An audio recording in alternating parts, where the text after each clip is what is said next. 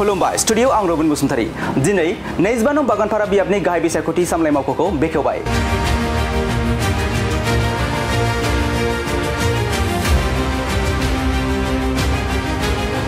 फैगौ 22 सेप्तेम्बर खालारखालि खुंजानो गोनां बिसायख'थिनि थाखाय बिसायख'थि सामलाय मावख' बेखेवनाय हाबाफारिया बे समाव सोलिगासिनो दं।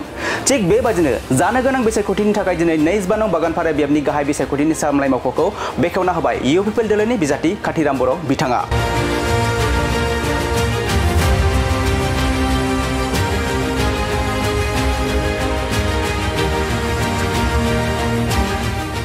मख'जाथावदि 25 नं बागानपारा बियाबाव गासै मोन 15 प्राइमारिफोर दं आरो बे मोन 15 प्राइमारिफोरनि बिसायख'थि सामलाय मावख'खौ दिनै सानसेनि गेजेरावनो बेखेवना होगोन।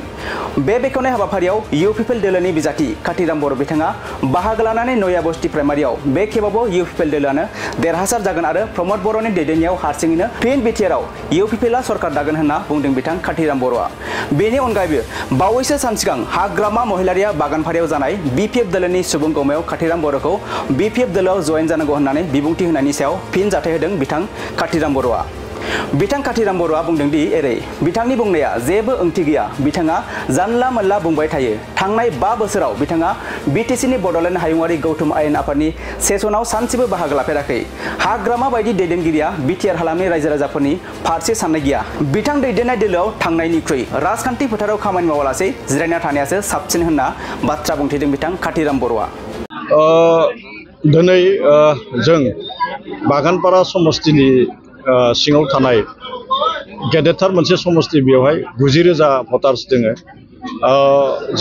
जोंहा बेवहाय मोन 15 प्राइमारि कमिटि दोङो आरो बे मोन 15 प्राइमारि कमिटि, बे प्राइमारि कमिटिनि जोङो बिसायख'थि सामलाय मावख', बे बिसायख'थि सामलाय मावख'खौ जोङो दिनै मोन 15टा प्राइमारियाव जोङो बेखेवनो नागिरदों।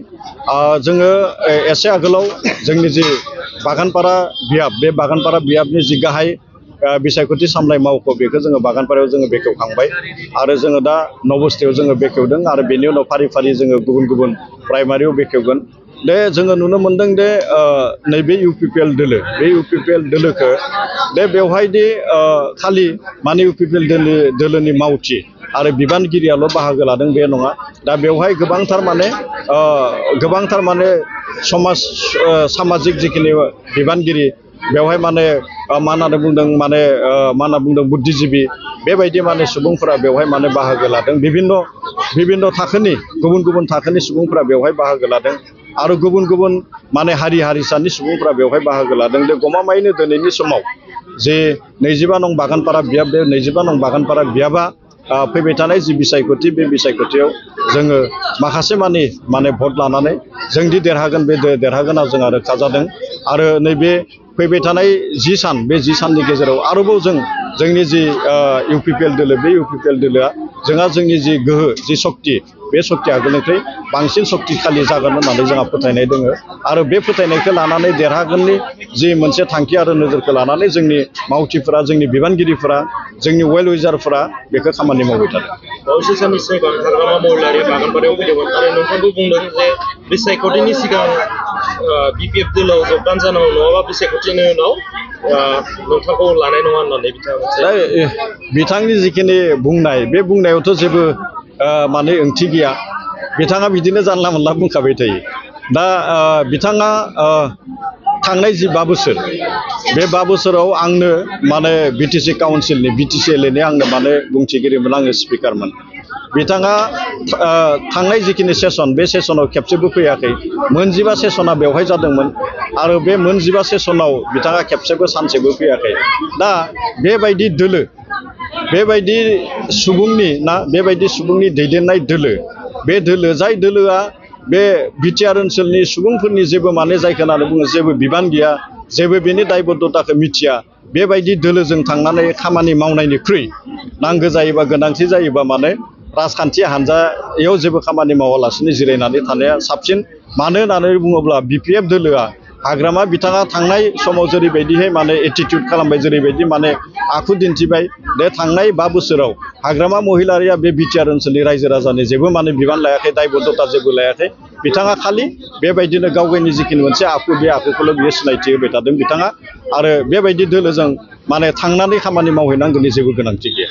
गोबां बिजेपिनि दैदेनगिरिफ्राबो गेदेर गेदेर दैदेनगिरिफ्राबो दिनै बागानपारा बियाबाव फोसावदिंनायाव बाहागो लाबोदों बेनि सायाव मा फोरमायनो दा बे जोङो नुदों दे गासै बिटिआर ओनसोलावनो बिथांमोनाबो खायसे खायसे जि बियाब बे बियाबाव बिथांमोनाबो बिजाथि होदों बेबायदिनो जोंनि 25 नं बागानपारा बियाबावबो बिथांमोना बिजाथि होदों आरो बेवहाय आं जेबो सोलाय सोल'खौ नुवाखै मानो होननानै बुङोब्ला 2020 मायथाइ बे 2020 मायथाइयावबो बेवहाय बिजेपिनि बिजाथि दङमोन आरो बिजेपिनि बिजाथि माने बिजाथिखौ देरहाहोनायनि थाखाय आथिखालनि जाय दैदेनगिरि बिथांमोना नैबे जोंनि बागानपारा बियाबाव फैदों बेखिनि दैदेनगिरियानो बे 2020 मायथाइयावनो बिथांमोनाबो फैदोंमोन आरो बै समावबो 2020 मायथाइयावबो जों UPPL दोलोआनो जोङो देरहानो हादों आरो देग्लायबो नैबे 2025 मायथाइनि जि बिटिसिनि जि बिसायख'थि बे बिसायख'थियाव जोंनो देरहागोन आरो बेवहाय गुबुन हानजाया बेवहाय देरहागोनखौ जोङो नुवाखै आरो नैबे UPPL दोलोआनो जोङो देरहागोन नैबे जोंनि 25 नं बागानपारा बियाबाव सरकार दानाया रोखा सरकार दानाया रोखा जोंहा प्रमद बर' बिथां थांनाय 5 बोसोरावबो प्रमद बर' बिथाङानो जोंनि गाहाय खुंगिरिमोन आरो नैबे फैबाय थानाय जिखिनि सरकार बे सरकाराव जोंहा प्रमद बर' बिथाङानो गाहाय खुंगिरि जागोन आरो बिथांनि दैदेननायावनो माने फैगौ जि 5 बोसोर बे 5 बोसोराव जों आरोबाव माने मोजां मोनसे खुंथाय जोंनि बड'लेण्ड ओनसोलनि रायजो राजाफोरनो जोंनि आसामनि रायजो राजाफोरनो जोंनि भारतनि माने रायजो राजाफोरनो जोङो मोजां मोनसे खुंथाय जोङो होनो हागोन